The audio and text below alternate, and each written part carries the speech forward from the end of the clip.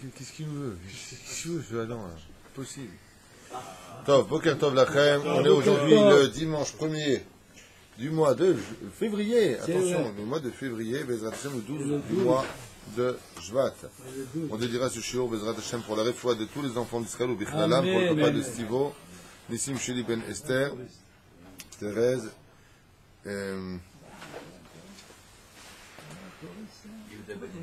Yehuda Ben Eliaou, Moratimi, Bezrat Hashem. Une grande aslacha pour notre ami Gondouche, Bezrat Hashem. Le Gondouche, quelques jours, qui ouvre les portes de tout ce qu'il désire, Bezrat Hashem. Celui qui cherche à ce qui paraît un appartement. Alors j'ai un message pour celui qui cherche un appartement à Natania, un bon agent immobilier, André Bitton, se fera un plaisir de pouvoir le guider, Bezrat Hashem, et il sera joignable au 01 77 38 49 45 ou au 05 33 708 01 95. Il y a des beaux appartements et donc c'est apparemment un agent immobilier qui se fera un plaisir de vous guider. Il y a plus de religieux, dit-il, sur Ashdod. Lui, il veut qu'ils viennent ici. Les Zivri viennent là-bas. Chazak ou Baruch. On commence un shiur aujourd'hui sur Toubi Shvat. Et si on a le temps, après on verra si on fera du Pirkei Avot. Alors vous savez que Toubi Shvat est une fête, comme le dit la Gemara dans Masechet Rosh Hashanah, pour laquelle nous avons une couronne à mettre sur le 15 du mois de Shvat, puisque c'est le renouvellement des arbres. On en a parlé. Vous savez tous, tout Bishvat Igia Chag la Ilanot. Et ici il pose une question, il dit Chamisha Asar Chag la Ilanot Mishum Shetkufa Zom Balbelet Rov Perot Ailan Beretzkel U Chag Aitorerut Vapricha Shel Ailanot Vatzmechim Zechlon Shebach Haaretz Zavat Chalav Udvash. Comme le dit le verset, c'est une terre où s'écoule le lait et le miel, et les fruits en Eretz Israël sont d'une importance capitale. Nous avons ici un jour exceptionnel de Rosh Hashanah. Rosh Hashanah Leinanot, un jour de Simcha, oui tu as raison de le dire, je rappelle les halachot très brièvement, on les connaît tous. C'est un jour où on ne dit pas de Tachanounim, même pour les Ashkenazim qui ont l'habitude de jeûner la veille de leur mariage, ils ne diront pas de Tachanounim. C'est un jour où Baruch Hashem, il y a une grande Simcha, on ne fait pas de jeûne. Quand je dis que les Ashkenazim, je me suis trompé, c'est les Ashkenazim qui jeûnent la veille de leur mariage, qui en général jeûnent, nous on ne jeûne pas, donc dans ce cas-là précis, il est évident qu'à tout Bishvat, ils ne jeûneront pas non plus, puisque c'est un jour de Simcha. Mais ce qui est curieux, c'est d'essayer de comprendre pourquoi un jour aussi important qui est donc présent pour le dénombrement de la Orla, de la Trouma, de Maasrot, on a besoin de savoir à partir de quand est-ce qu'on part, car vous savez que les arbres jusqu'à l'âge de 3 ans ne peuvent pas être consommés, car toute chose qui vient dans ce monde en tant que Bechor doit appartenir à Dieu, toute chose, que soit ton éveil du matin où tu mets d'abord tes tefilines, Kol Peter Echem Hamor Tivde, donc on a besoin d'abord de donner à Kadosh Baruch Hu tout ce que nous avons pendant les 3 ans, mais les 3 ans, à partir de quel compte on part? À partir de Rosh Hashanah Leilanot. Ce qui fait que si j'ai planté mon arbre avant la date, eh bien ce sera considéré exactement comme déjà un an, il ne me restera plus que 2 ans et quelques jours à compter. Vechen pour toutes les autres lois. Ce qui est très curieux par contre de retenir, c'est la raison pour laquelle, comment se fait-il qu'un jour aussi important n'engendre en lui absolument rien comme changement? Il n'y a pas de Soudat Mitzvah, il n'y a pas de Kiddush, il n'y a pas de Yom Tov, il n'y a rien. C'est un jour Pachout, où on doit simplement manger des fruits. Alors c'est ce que je me propose de voir avec vous, puisqu'on avait déjà fait un shiur l'an dernier sur ce sujet. Vechen Navin, alors Behemet, qu'est-ce que nous cache ce jour-là? Vous savez que la terre d'Eretz Israël, Ishtapcha Besheva Perot, la terre d'Eretz Israël se vante par son symbole, ce sont ses fruits. Donc vous les connaissez un petit peu par cœur, les fruits d'Eretz Israël? Alors, on commence par le début, le blé exactement, l'orge. Ensuite, il y aura de la date, ça marche. L'olive, ça marche. La grenade, ça marche. Figue, ça marche. Hein? Le raisin, ça marche. L'orange? Non. Le blé. On l'a dit. Hein? Oui, mais c'est pas le sujet, l'orange de Jaffa. Le sujet qu'on était en train d'aborder, c'est les 7 fruits d'Eretz Israël, et on les a cités, effectivement, qui doivent être consommés selon un ordre bien précis si on n'a pas spécialement de préférence, tel que la Torah l'enseigne dans le 8e chapitre du livre des Devarim, 8e chapitre, et c'est le 8e verset. Où là-bas, on nous parle du Seder des fruits d'Israël. Seulement la halakha n'est pas fixée comme cela. L'homme, il ira selon son goût. S'il n'a pas envie de manger ça, il a envie de manger ça, alors il pourra faire la bracha sur ça et pas sur autre chose. En général, on dira Boré Peri Haet sur les fruits de l'arbre et Boré Peri Ha'adama sur les fruits de la terre. S'il s'est trompé et qu'il a dit Boré Peri Ha'adama, Minadin, il n'est pas sorti de la mitzvah de Boré Peri Haet, si ce n'est qu'il aurait eu l'intention de le faire. C'est-à-dire que si j'ai mangé maintenant un fruit comme le melon de la terre et qu'ensuite je vois une pomme, je dis Boré Peri Ha'adama sur le melon, est-ce que oui ou non je peux refaire la bracha sur Boré Peri Haet, Minadin? Oui, il pourra le faire. S'il a l'intention, en disant la bracha sur le melon, de sortir les autres, ça devient plus compliqué puisqu'il les a sortis. S'il a fait la bracha sur Boré Peri Ha'adama, pensant que c'était un fruit de la terre et qu'il se rend compte que c'est un fruit des arbres, Yatsa Yedechova, il ne refait pas la bracha. S'il a fait sur un fruit de la terre, la bénédiction de Boré Peri Haet, c'est-à-dire du melon, il aurait dit, comme si c'était une pomme, il pensait que le melon poussait sur les arbres.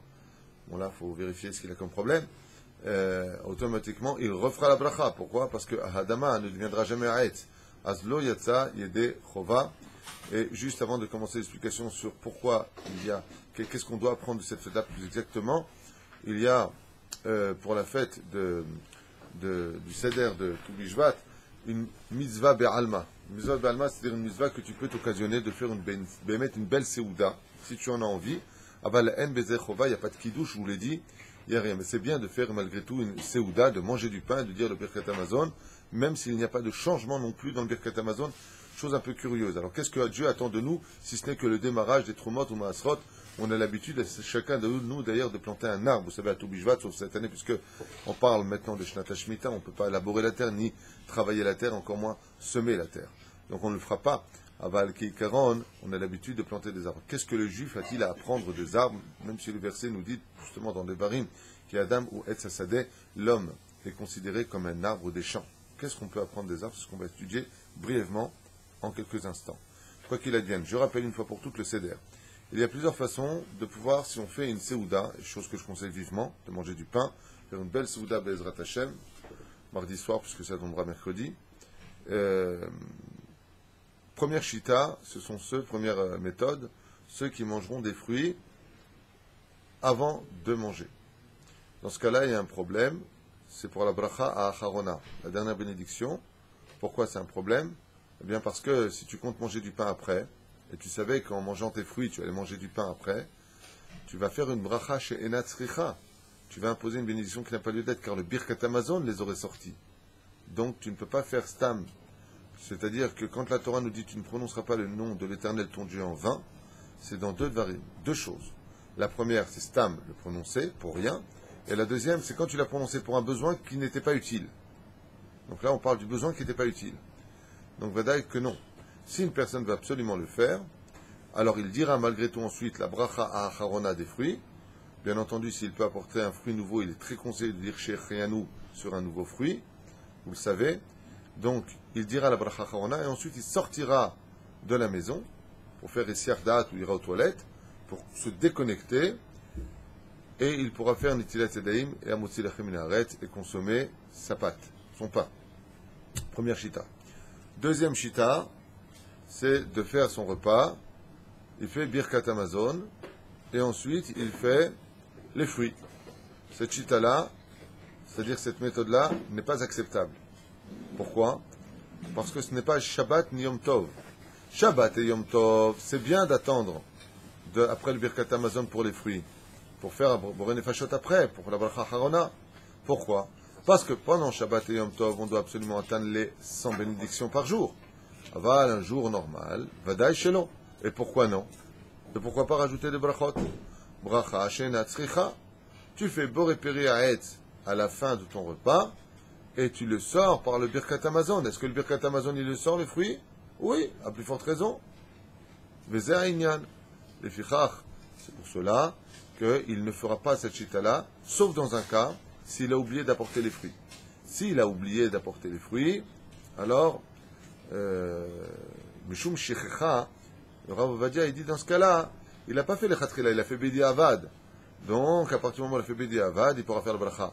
Boré Peri Haet, Boré Peri Adama sur les fruits, et Boré Nefashot ou alors à la Mehya vers la Kalkala, sur les 7 fruits d'Eret Israël. Celui qui peut boire un verre de vin, Gam Tavo Alav Beracha, pendant tout Bishvat, de goûter absolument de tous les mets et de tous les fruits d'Eret Israël. On ne peut pas faire maisonnote. Alors, si tu manges ton maisonnote à la fin du repas, il y a une mahloket, on en a parlé hier pendant Shabbat Kodesh, il y a une mahloket dans les poskim, dans ce domaine. La reine, ça fait brachot lehakel, on ne dira pas la bracha de borem une maisonnote sur un gâteau à la fin du repas. C'est La semaine. la semaine ou quand tu veux. Est-ce qu'on met des fruits qu'on ne va pas consommer? Ça veut dire concrètement les figues que maintenant on a vu que le problématique. Il y a un problème très sérieux avec 3 fruits essentiels qui sont les figues, les fraises et les framboises. Est-ce qu'on les met sur la table? Oui, on doit les mettre sur la table, Mishtabach ba Eretz Israël, parce que n'oublie pas un détail. C'est toute la différence entre celui qui fait les choses pour lui et celui qui fait les choses pour Hachem. D'accord? Il y a une grande différence. Non, non. Pas Baal Tashrit. Si tu prends des figues fraîches, par exemple, qui sont un peu plus vérifiables que les autres, en ouvrant, Bezrat Hashem, Zegvar Yoterkal, que les fruits qui sont secs, qui sont vraiment invérifiables. Ça, vous pouvez en être conscient. Avalzeh Inyan, Badai Sheken. Par exemple, quand nous faisons Melavé Malka, la halakha nous demande de mettre une table avec absolument tout ce que tu as sorti pour la veille, c'est-à-dire ce que tu avais l'habitude de faire en l'honneur de Shabbat. Quand tu l'accueilles, tu me remets la même table. Mais qui c'est qui va manger ça? Personne.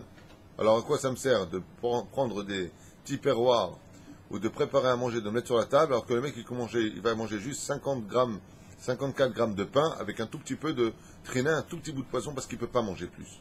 Et pourquoi tu m'as mis ça et ça et ça et ça et ça en l'honneur du roi des rois? C'est une loi. Afil ou chez Neno Mitkaven, même s'il n'a pas l'intention de manger, il mettra à la fin d'Aïcheken. Plus il y aura de fruits, et plus ce sera important. Il y a des ségoulottes Bezrat Hashem à avoir. C'est que pour une femme, pour tomber enceinte, Bezrat Hashem, on appelle ça en hébreu Pri Bitnech, le fruit de tes entrailles. C'est un jour ségoula pour demander à Hashem de nous envoyer un bel enfant. Chez Baruch Hashem, des pérotes. Il y en a qui disent que c'est le jour par excellence où on peut demander à Kadosh Baruch Hu un bel étrog pour l'année prochaine. On est le srout d'avoir un bel étrog puisque c'est le jour des arbres. Alors c'est l'occasion de pouvoir demander à Hachem un bel étrog. Top.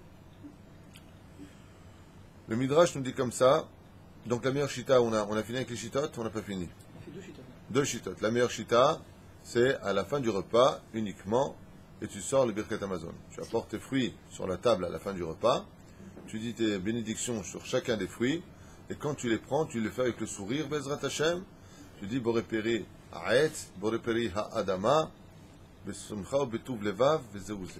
Birkat Amazon, Motzi Akol. Il faut faire des shira maharot entre chaque bénédiction. Alors, il y a des sadarim, effectivement, des hiratson. Non, les hiratson, les mettent l'ambito, pas du tout. Ça, c'est pour Rosh Hashanah, vous confondez un peu. Est-ce que, comme à l'instar de Rosh Hashanah, est-ce qu'on peut faire le birkat, le motzi, et faire ensuite les fruits? Tout à fait. Vous pouvez tout à fait faire le motzi lechem, et tout de suite après, apporter des fruits, à la condition que vous avez consommé kazaïd de pain en temps de torkede achilat peras. C'est-à-dire jusqu'à 7 minutes et demie maximum, vous pouvez après manger, Bezrat Hashem, les fruits, et dire Borepiri Haetz au début du repas, Nbaya. Juste le Bachar Harona sur un Birkat Amazon. Oui. C'est la même chita. Ok. Right. Israël aime Kerem Hashem Svakod Mishulu le Tamar. Vous avez bien remarqué que le peuple d'Israël est comparé au Tamar. Tamar, c'est la date. Chez Neymar Tzadik, Tamar Ifrah. Oma Tamara Azot En Bab Solet, et là Tamarim Leachila, ou le Lavim Lehalel. Et pourquoi Dafka le Tamar? Il dit parce que le tamar, il n'y a rien de pasoul en lui. On utilise tout. Aussi bien son fruit pour pouvoir le consommer, et aussi bien ses branches pour en faire des loulavim. L'alel, hayot lezuka l'esrach, et de ses branches, on s'en sert pour faire le srach. Af esev shela le chavalim, et on utilise même sa sève, vous savez, ses fibres, pour en faire des cordes. Sansenim le kevara. Et pour même faire, il parle ici de l'intérieur, on les utilisait avant pour faire les kevara, c'est, vous savez, pour trier le tamis, bravo, merci que tu es là, heureusement que tu es là. Chobaen, Baït, Vaïtim, le Asaka, on utilisait aussi son bois pour le four. Car Israël, en baem pesolet, de la même façon, c'est une allusion au peuple d'Israël, en lequel il n'y a absolument pas de psolète, rien n'est à jeter chez un juif. Baruch Hashem. Les noyaux, on les donne aux animaux aussi. Les animaux qui mangent les noyaux. Oui, il y a des animaux qui mangent le noyer, comme qui, par exemple, Les chevaux, je l'autruche. crois. Ah, l'autruche. ובעלי משנה, בעלי תלמוד, ואפילו עמי הארץ שלהם עושים מצוות וגומלים חסדים וזהו צדיק התמר יפרח, et c'est pour cela qu'on fait une allusion là-dessus. אכילת הפירות בט"ו בשבט היא מעין שבח והודאה לבורא עולם יתברך. Pourquoi באמת est-il si important de manger des fruits? ברוך השם הט"ו בשבט, דווקא דרך ישראל, אשר ברא בעולמו אילנות טובות, ליהנות בהם, qui a créé des arbres pour qu'on puisse en profiter. בני אדם ביום זה שמסמן יום הפרחה והשגשוג של היקום. Car les arbres viennent témoigner de la magnificence d'Akadosh Baruch Hu, de la création du monde. Vous savez que jusqu'à aujourd'hui, même les scientifiques mesurent la création du monde par le biais des arbres, qui est Karon. Ou Yom Cheshbon Nefsho Beitbanenut Shel Adam. Alors, qu'est-ce que ça vient nous enseigner pour nous? Pourquoi est-ce qu'il n'y a pas de prière spécifique à ce jour si merveilleux qui est le jour de Tu Bishvat? Pour la simple et bonne raison, c'est que c'est un jour de Itbonenut. C'est un jour de rencontre avec soi-même. Donc, il n'y a pas d'interdit ni de permis spécial pendant ce jour-là, si ce n'est qu'un jour de Cheshbon Nefesh. Cheshbon Nefesh, ça veut dire bilan de ta propre personne. Et vous allez comprendre de quoi je parle. Et c'est pour cela que les arbres partent de la terre et ne cessent de grandir, grandir, grandir, grandir. Et le jour où on est face à cet arbre du fruit duquel on va consommer, on doit se comparer un petit peu à ça en disant, regarde, lui qui fait partie du monde du végétal, donc bien en dessous de moi, moi je suis homme, là il y a animal et en dessous il y a végétal, eh bien moi j'aurais dû grandir en Ruchanut, en spiritualité. L'arbre, lui, ne cesse jamais de grandir, il grandit, il grandit. Pas tous les arbres, certes, mais ils grandissent. Et dit, est-ce que moi j'ai pu m'élever, est-ce que moi je suis devenu plus que ce que je ne pouvais être depuis ma naissance? Par exemple, un taureau qui est né taureau, il meurt taureau, mais un homme qui est né homme, il finit prophète. Donc automatiquement, on peut passer d'un stade à un autre stade, marloquette entre le Rambam et Rabbi Yehuda Alevi. Omer, on se parle à Tzadik Rabbi Yitzhak Aizek, Shalom Shulchano, Mesavim, Tu Bishvat, Orchim Rabbim. Ça c'est une histoire. Alors, Ma yeshanu lilmod mi ha'etz. Qu'est-ce qu'on pourrait apprendre de l'arbre? La première des choses, c'est la façon dont il grandit. Quand on vient pour faire grandir un arbre, vous avez remarqué qu'on doit d'abord creuser, ensuite on y sème une graine, et cette graine-là, qu'est-ce qui se passe? Elle, non, avant de germer, Oui. elle pourrit. Remarquez. Ce germe-là, cette graine pourrit. Et une fois qu'elle a pourri seulement, et qu'elle est devenue noire et infecte, elle commence à grandir et à germer. C'est à ce moment-là qu'elle commence à donner naissance pour enseigner à l'homme qu'un homme ne pourra grandir dans ce monde que quand il sera arrivé à l'état de Ani Kloum. Maintenant que je sais que je ne suis rien, alors je peux commencer à exister. Tout comme l'arbre, Baruch Hashem, qui grandit. La deuxième chose, c'est qu'on voit que les arbres luttent contre toutes les situations, les péripéries, les vents, les tempêtes. De la même façon, on demande à l'homme les itzmoded, c'est-à-dire de se, lutter contre les épreuves dans lesquelles il se trouve, pour pouvoir, Bezrat Hashem, se maintenir toujours au garde à vous vis-à-vis des mitzvot, de ne pas se laisser avoir, d'être fort comme un arbre. On l'a vu avec Asher dans les tribus, qui représente l'arbre, la force, la puissance. La deuxième chose, vous avez remarqué que les Rechaim, eux aussi, sont comparés à un élément de la nature qu'on appelle l'herbe. D'accord? Les tzadikim, il y a marqué tzadik atamar ifrah, les Rechaim, quoi? Esev. Et pourquoi le Esev? Quelle différence il y a entre l'arbre et l'herbe? C'est que l'herbe, si tu creuses autour d'une herbe et que tu regardes sa racine, elle est toute petite. Elle se montre grande parce qu'elle grandit. De grandes herbes, au niveau de la racine, ils sont tout petits. Pour dire que le rachat dans ce monde, il n'a de racines que comme l'herbe. Il ne va pas très loin.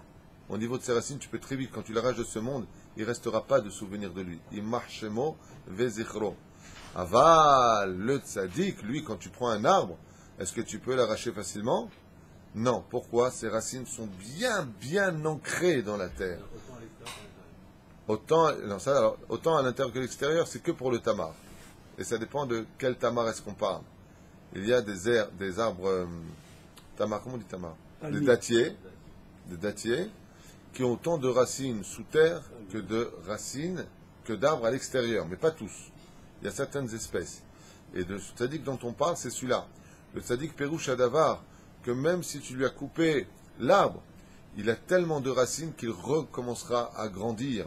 De la même façon, on apprend aussi de l'arbre, qu'on voit des fois qu'on coupe les branches de l'arbre, on voit qu'on coupe un arbre, et cet arbre repousse, pour te dire qu'il n'y a pas de yehush klal baolam, même si tu es tombé, même si on t'a coupé la tête, même si on t'a ruiné, chas v'shalom, même si on t'a fait du mal, sois comme un arbre, Perouche Adavar, relève-toi et repousse de nouveau.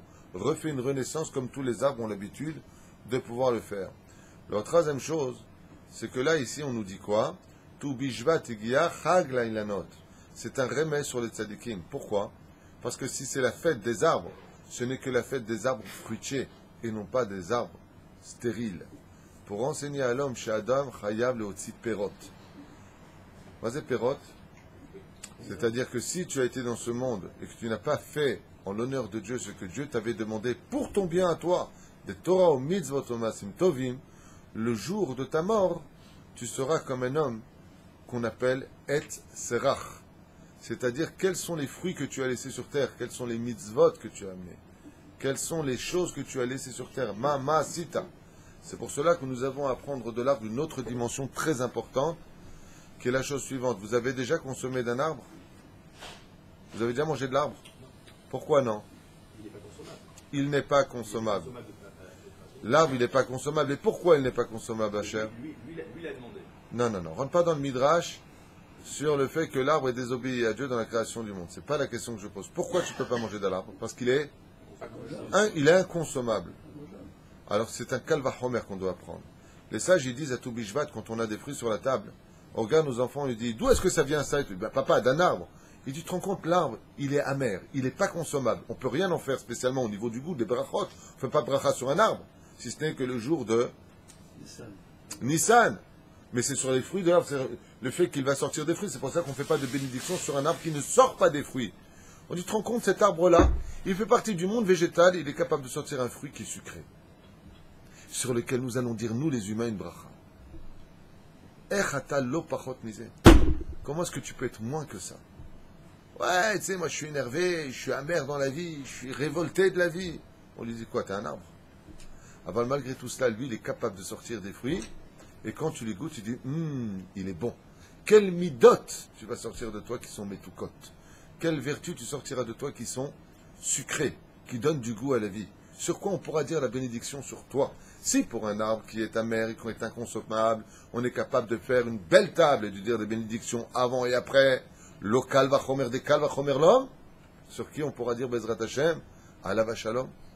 Ah bien entendu, pourquoi je relis ça à la mort? Parce que la vie d'un homme ne se situe qu'à la fin de sa vie. Il peut être sadique toute sa vie, et si après il regrette sa teshuva, toute sa vie aura servi entre guillemets à rien. Le fichar, ça veut dire qu'il aura perdu toutes ses mitzvot. C'est pour cela que l'arbre, quand on a, il dit ici, Zedin shel cheshbon nefesh. C'est un jour de cheshbon nefesh. C'est-à-dire, compare-toi à l'arbre, puisque l'homme est appelé l'arbre des champs. Compare-toi à lui, à savoir comment, Béhémet, tu as pu te sanctifier dans ce monde. Qu'est-ce que tu as sorti comme pérode, comme c'est marqué, Ve'elle toldot noach. Oh, tu me charries. Tu aurais dû dire, Ve'elle toldot noach. Shem, Cham, Ve'yafet. Voici les enfants, la descendance de Noach. On te dit non, pas du tout. La descendance de Noach ici n'est pas citée, si ce n'est que les prix Ma'asim Shiwasa. Quelle action tu as fait, quel engendrement tu as laissé sur terre. C'est pas les élèves qu'on laisserait sur terre qui seront... Alors, j'y arrive maintenant.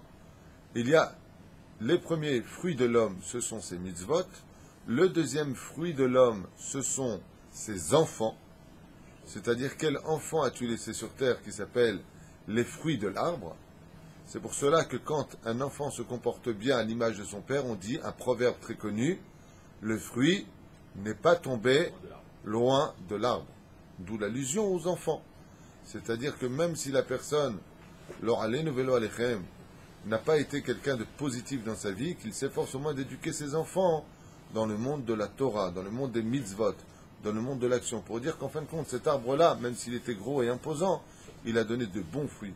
Et vous le savez tous, combien il est important de respecter les arbres fruitiers, car tout celui qui, chas v'shalom, viendrait arracher, sans raison réellement valable al pi halacha, et même valable, il y en a qui disent, un arbre fruitier pourrait, chas v'shalom, ou mourir lui ou ses enfants, chas v'shalom, dans l'année l'oralil v'lo alechem. Pourquoi? Parce que le fruit, lui, est capable, l'arbre est capable de donner des fruits. Et l'arbre, si tu l'arraches, il te dit, moi, j'ai été utile sur terre. Je nourrissais les hommes. Mais toi, qu'est-ce que tu as fait de ta vie à part être égoïste et t'occuper que de toi-même? Rien. Donc moi, je vaux plus que toi. C'est pour cela que la majeure partie des Gilgulim, selon le Hari Akadosh, se situe essentiellement sur les arbres. Et pourquoi sur les arbres? Parce que les plus grands accusateurs de l'homme, selon le Hari Akadosh, pourquoi on fait la bracha sur Birkat Hailanot?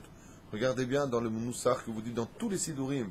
Leshem, Yehud, Kudsha, Berichou. Regardez ce que vous dites. Je viens libérer toutes ces âmes prisonnières dans les arbres. Mais pourquoi ils sont là-bas? Parce qu'Akadosh Baruch Hu, il lui dit, Baba, regarde, je t'ai donné tout ce qu'il te fallait. Je t'ai donné de la Torah. Je t'ai donné des mitzvot. Je t'ai donné une terre, Baruch Hashem, 4 pas sur cette terre, 4 pas que tu fais répéter. Tu crées un ange. Kol haolech arba amot beretz Israël. Tous les pas que tu fais en Eretz Israël. Tu as le tzitzit sur toi, même en galoute. Tu as le tzitzit, chaque pas que tu fais avec ton tzitzit, tu crées un ange. Combien de mitzvot tu aurais pu faire? Et toi, qu'est-ce que tu as fait? Bluff. Rien. On ne juge pas. Alors pourquoi il le réincarne dans l'arbre? Pas pour le punir, pour qu'il apprenne du moussar. Le cheshbon nefesh que tu aurais dû faire le jour de Tou Bishvat, maintenant tu vas le faire pendant une période coincée dans un fruit ou dans un arbre. Zéperoucha d'abord. C'est pour ça qu'on va les balvel otam, bezrat Hashem, mais les romains otam, on va les soulever le jour de Tou Bishvat, pour lui faire comprendre que même si l'homme est né avec de mauvaises midot, chez Neymar qui yetzer lev adam ramine ou rav, car le cœur de l'homme est mauvais depuis sa conception, je suis né comme ça, moi je suis radin, moi je suis ceci, moi je suis cela. On lui dit fais attention, les arbres aussi n'ont pas spécialement du goût, mais ils ont su créer des fruits qui donnent du goût. Est-ce que toi tu as été capable de travailler tes midot et de présenter un plateau de fruits valable devant Hachem? Encore une explication que je vous donne, citée ici par les sages. Lama kokach chashuv eret Israël, les fruits.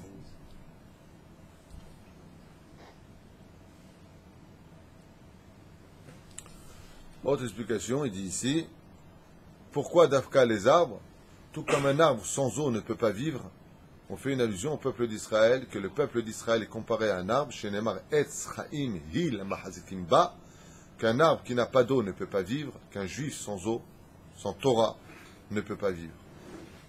Comme cette fameuse dame qui nous a écrit, que Dieu la bénisse, de Paris, et qui pour la sécurité de ses enfants nous a demandé qu'est-ce qui était de mieux, de mettre les enfants toujours à l'école juive avec les dangers que cela comprend, ou dans une école laïque avec des non-juifs pour qu'ils soient confondus et oubliés dans la foule. Je lui ai fait répondre par mon épouse la phrase suivante. Une phrase qui a été dite par Rabbi Akiva à Papous.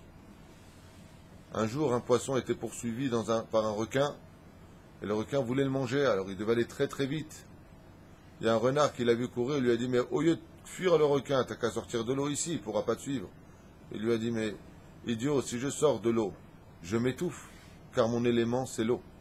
De la même façon, si vous avez des enfants dans une école juive qui sont poursuivis par des requins, ils sont dans le monde de la Torah, c'est notre élément. De le sortir dans une école juive pour le mettre dans une école laïque, c'est étouffer votre enfant dans l'assimilation. Vous êtes fou? Qu'est-ce qui vous arrive? Il y a mieux à faire.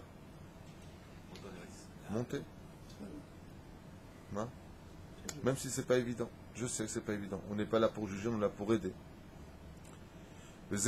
Donc la première chose, En Maïm et la Torah, tout comme un arbre ne peut pas vivre sans eau, un juif ne peut pas vivre sans Torah. Kavata itim la Torah, tous les jours étudier de la Torah.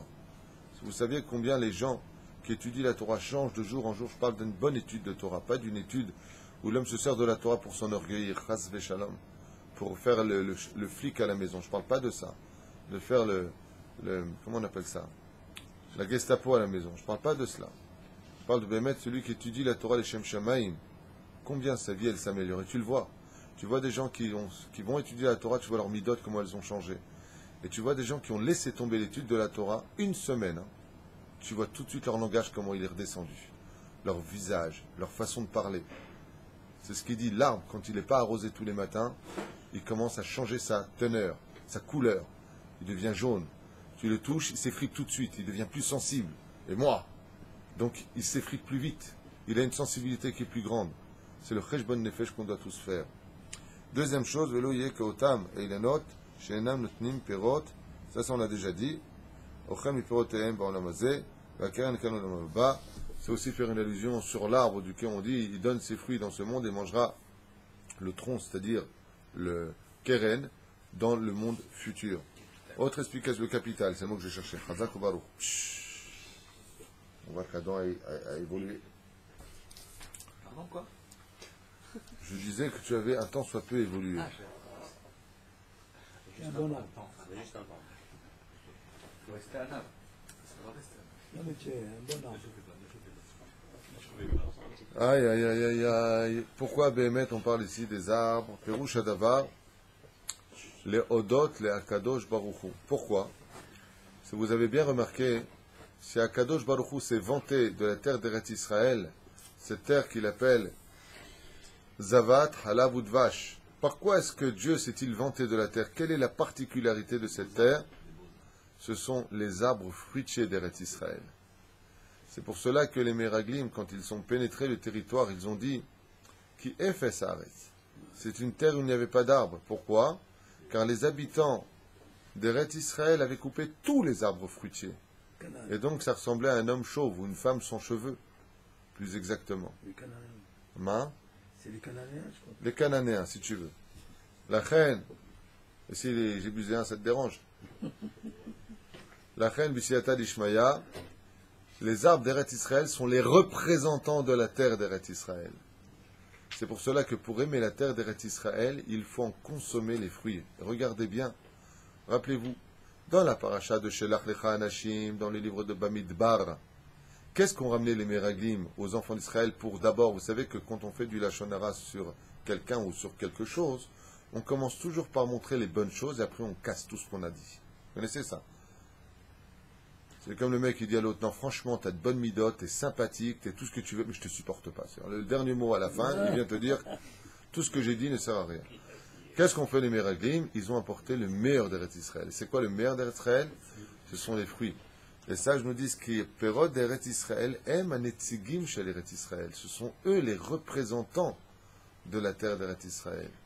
C'est-à-dire le goût, quand tu manges du goût, ça peut changer Béhémet et Midot. Il y en a qui disent que les fruits d'Eretz Israël, ils ont une particularité, une âme qui améliore les Midot de l'homme sur terre. Le seul problème qu'on ait au niveau du gouvernement, c'est que les meilleurs fruits, ils les envoient chez les goïms et que nous, on nous laisse les restes.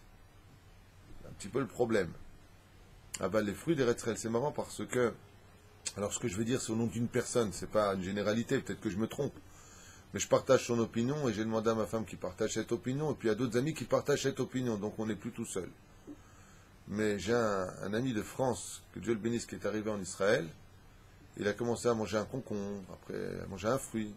Il m'a dit, c'est bizarre, les goûts ici, ils sont meilleurs que ceux que nous avons là-bas. Il y a quelque chose de bizarre, il m'a dit. Je dis, La tomate. Le goût de la tomate en France, c'est de l'eau. La tomate a le goût de la tomate, et en France, c'est de l'eau. Tov. Moi, je te parle de tous les fruits et tu m'as pris que la tomate. Tov. Zayn. Ce toméret, le fait de manger Eretz Israël, on verra que je vous ai je me loue de cette particularité, car le jardinier d'Eretz Israël, vous savez que c'est Akadosh Baruchou, et en Eretz Israël, Akadosh Baruchou aime ses fruits, les pérotes que nous avons, Baruch Hashem, Ishtabar Shemolahad, qui avaient été emmenés par les Meraglim, étaient si importantes et si grosses, qu'avec ça, on aurait pu remplir des milliers de tonneaux, selon les sages et les Midrashim, pour nous faire comprendre que l'abondance d'Eretz Israël, tu la remarqueras par quoi? Par ses fruits.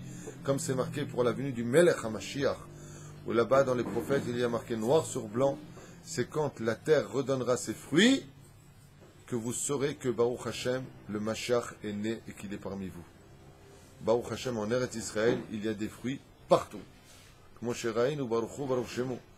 la terre d'Eretz Israël montre sa fidélité au peuple d'Israël par ses fruits. D'où est-ce qu'on l'apprend? Pendant 2000 ans d'absence où les enfants d'Israël venaient en Eretz Israël, mais en très quantité, très peu de quantité, vraiment minime. Et que les Ottomanimes s'étaient installés de façon régionale à occuper ce pays, puis remplacés par les croisades, et puis une fois de plus les Turcs, et puis ensuite les Anglais. Mais cette terre n'a jamais donné de fruits. Jamais on n'a retenu ni des photos, ni des gravures des fruits d'Eretz Israël pendant l'absence des Hébreux. Le jour où les enfants d'Israël sont revenus sur cette terre, les fruits sont revenus. Donc qu'est-ce que sont, disent les sages, les fruits d'Eretz Israël? Le symbole de la fidélité du peuple d'Israël à sa terre. De la même façon, on te demande le jour où tu manges des fruits à Toubishvat de faire Cheshbon Nefesh. Est-ce que toi, tu as été fidèle à ton Créateur? Tout comme la terre, elle, si on quitte Chas Vechalil avec ce pays, cessera immédiatement de donner ses fruits. Et en plus de cela, nous, en Eretz Israël, vous avez remarqué, ça va bien au-delà de toute notion. Non seulement les fruits sont d'une beauté hors du commun, et nous sommes même capables de prendre des fruits et de les faire pousser, des légumes, là où c'est anti-nature de les faire pousser, comme du sable. Chose que jusqu'à aujourd'hui, les Américains et les Européens ne comprennent pas comment c'est possible. Ils sont venus en Israël demander aux agriculteurs de leur apprendre comment c'est possible, comment on peut faire pousser des fruits dans le sable. La réponse est que Eretz Israël, tellement fidèle que même dans l'impossible, elle donne du possible. C'est pour cela que les fruits d'Eretz Israël représentent la fidélité de la terre au peuple d'Israël. Si un jour les nations du monde nous disent que nous sommes des voleurs, comme c'est le cas aujourd'hui, une des plus belles réponses qu'on pourrait leur donner, c'est de lui dire « Goûte un fruit d'Eretz Israël. Comprends la valeur d'Eretz Israël. Si cette terre aujourd'hui ne nous appartient pas, alors pourquoi elle nous donne des fruits et que quand elle est entre vos mains, elle ne donne absolument rien ?» Un jour, un arabe qui vivait à Gaza, c'est un nomade, il raconte. On peut trouver des gens un tant soit peu honnêtes, ça peut arriver rarement, mais honnêtes. Et qui a dit que ça faisait 120 ans que son père et lui étaient sur cette terre, en tant que nomade. Il avait beaucoup de respect pour les Juifs. Et il témoigne en disant, ni mon père ni moi n'avons jamais réussi à faire grandir des fruits en Eretz Israël. Mais depuis que les Juifs sont revenus sur cette terre, partout il y a des fruits. Témoignage des gens. Regardez et étudiez l'histoire. Il n'y avait pas de verger en Israël. Il n'y avait pas de fruits en Israël. Il n'y avait pas d'exportation de fruits. Comme on exporte du coton de telle région, quand on va exporter du raisin de telle région, en Eretz Israël, il n'y avait rien. C'était une terre aride qui servait de couloir pour passer d'un pays, de Mésopotamie par exemple, pour aller de l'autre côté de la Syrie ou d'ailleurs. C'était un endroit où il n'y avait pas de drapeau. C'était un endroit que tout le monde voulait comme étant une colonie, car tout le monde savait la valeur d'Eretz Israël, mais tout le monde disait qu'il était impossible de vivre et de rester sur cette terre. Il n'y avait que des nomades, il n'y avait rien ici. Et des juifs, comme on peut l'étudier tout au long de l'histoire.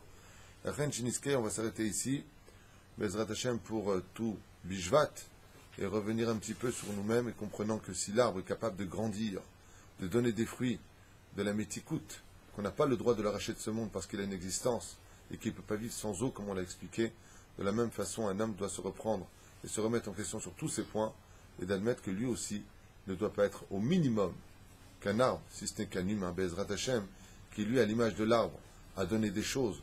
Toi, tu donneras des conseils. Comment on dit conseil en hébreu? Etza. Etza en hébreu. La Gemara dit Altikra et, c'est la Etza dans ma Masechet Brachot. Ne lis pas arbre, lis conseil. C'est que la différence entre un homme et un arbre, c'est que l'arbre lui donne des fruits, tandis que l'homme lui donne des conseils. Et ces conseils, Baruch Hashem, quand ils viennent au nom de la Torah, Emitukim Kadvash. Shilachem Chag Samer, Bezrat Hashem.